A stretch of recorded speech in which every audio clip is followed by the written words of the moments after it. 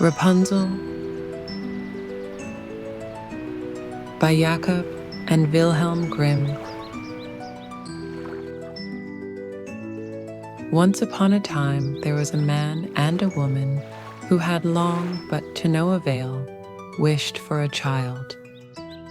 Finally, the woman came to believe that the good Lord would fulfill her wish.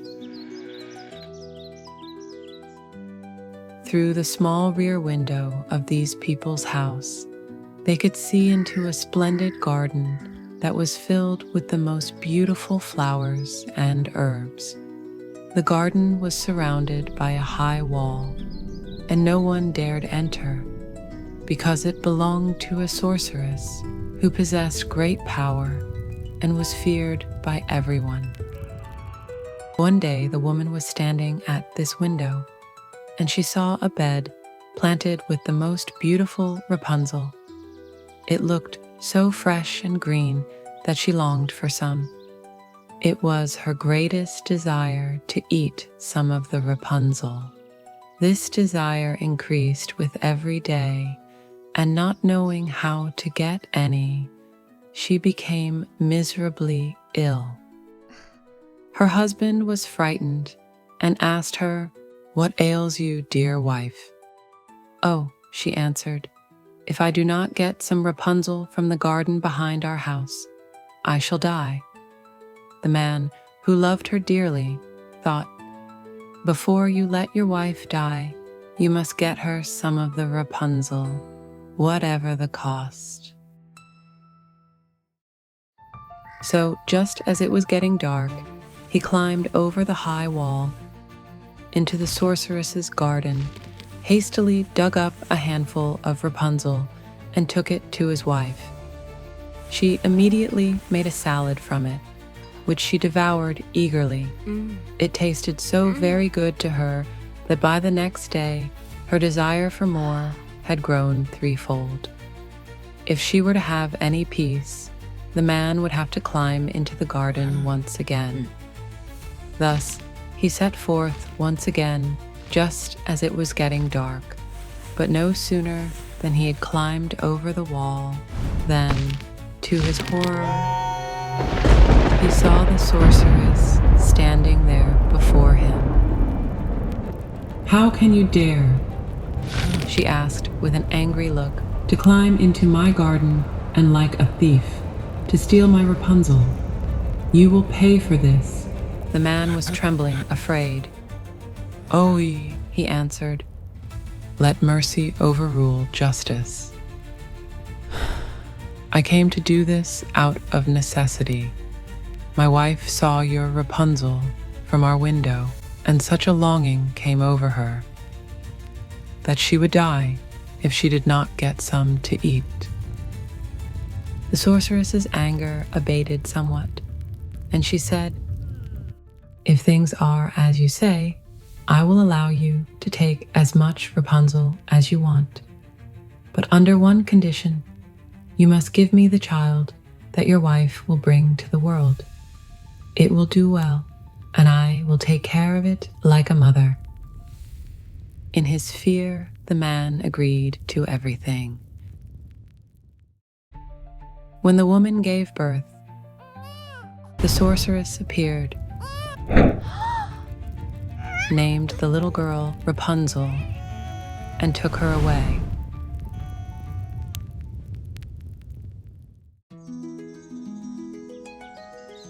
Rapunzel became the most beautiful child under the sun.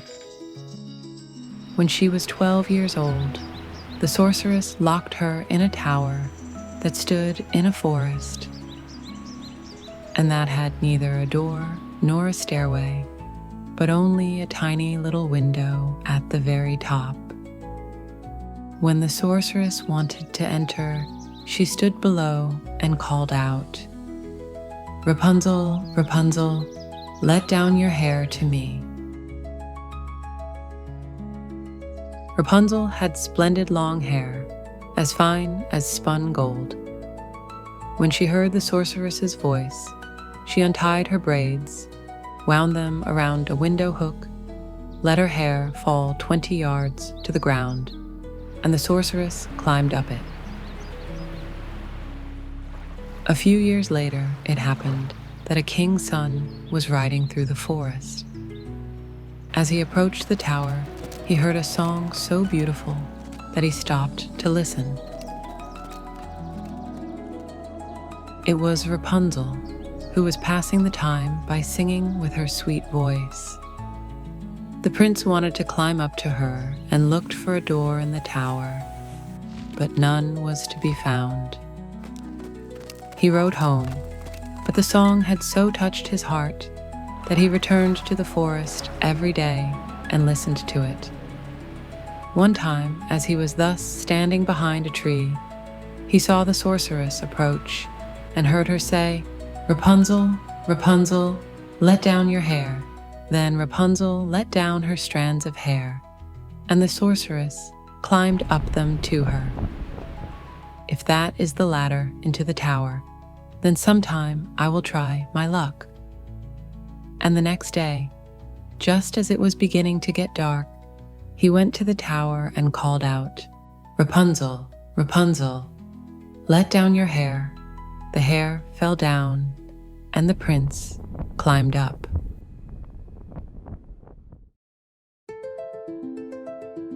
At first, Rapunzel was terribly frightened when a man such as she had never seen before came into her. However, the prince began talking to her in a very friendly manner, telling her that his heart had been so touched by her singing that he could have no peace until he had seen her in person.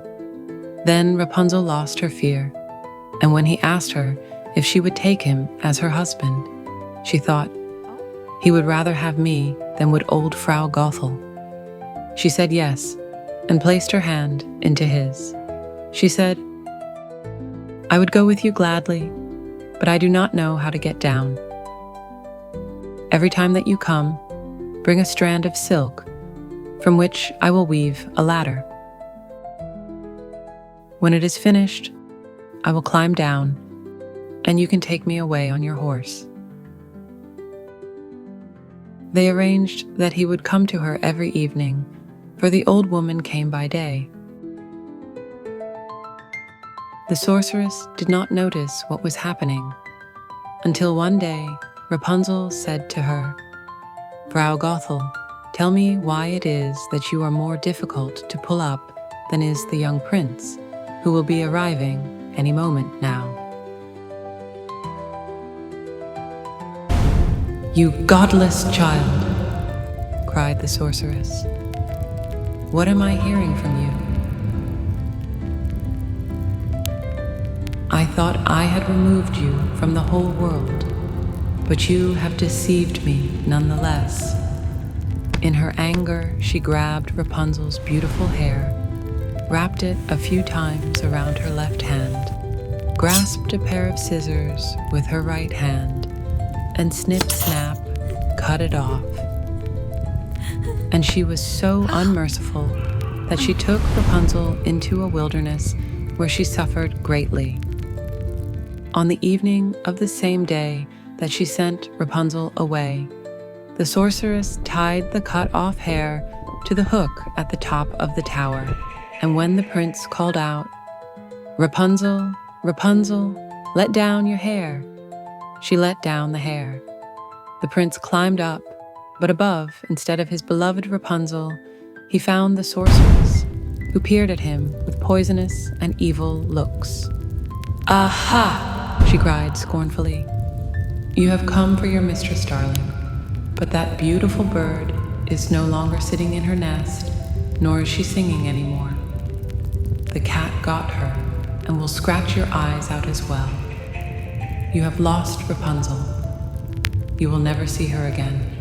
The prince was overcome with grief, and in his despair, he threw himself from the tower. He escaped with his life, but the thorns into which he fell poked out his eyes. Blind, he wandered about in the forest, eating nothing but grass and roots, and doing nothing but weeping and wailing over the loss of his beloved wife. Thus he wandered about miserably for some years, finally happening into the wilderness where Rapunzel lived miserably with the twins that she had given birth to. He heard a voice and thought it was familiar. He advanced toward it, and as he approached, Rapunzel recognized him and, crying, threw her arms around his neck. 2 of her tears fell into his eyes, and they became clear once again, and he could see as well as before. He led her into his kingdom, where he was received with joy, and for a long time they lived happily and satisfied.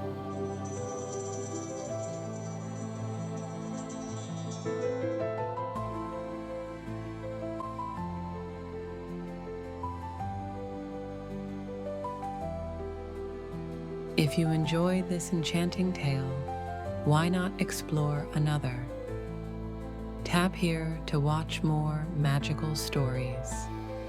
And don't forget to like, comment, and subscribe to Meadowbrook Fables for your next dose of fairy tale magic.